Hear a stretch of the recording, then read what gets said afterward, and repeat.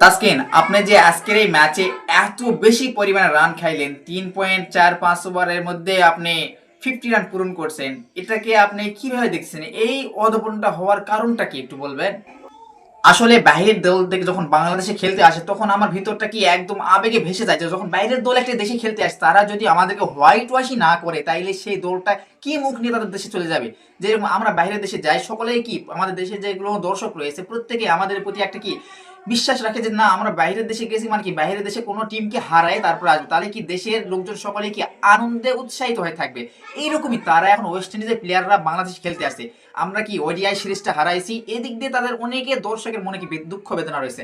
এখন এই T20 সিরিজটা তো অলরেডি হারে ফেলছি, হোয়াইট ওয়াশ হওয়ার জন্য দেখতেছি যে আমাদের দলের বোলাররা খুব ভালো বল করছে। এখন আমিও যদি ভালো বল করি তাইলে তো ম্যাচটা হারে যাবে ওরা, আর আমরা জিতে যাবো। এক্ষেত্রে তো ওরা হোয়াইট ওয়াশ করতে পারবে না।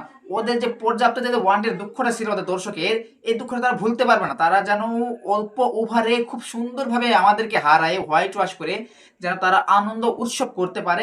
এই কারণে আজকে আমি এত বেশি রান খরচ করেছি, যাতে করে তারা একটু খুশি থাকে। আমি চাই আমার বিপক্ষ দল যাই হোক না কেন তাদের প্রত্যেকের দর্শক সহ টিম প্রত্যেকেই যেন, টিমের যা প্লেয়ার রয়েছে, ম্যানেজমেন্ট রয়েছে, টিমের যা অনার রয়েছে, প্রত্যেকেই যেন হ্যাপি থাকে, খুশি থাকে। আমি তাসকিন, আমার হৃদয় অনেক বড়, দেখতে পাচ্ছি না আমার দেহ যেরকম চওড়া, আমার হৃদয়টাও খুব চওড়া। এই কারণে আজকে আমি এত বেশি মার খাইছি।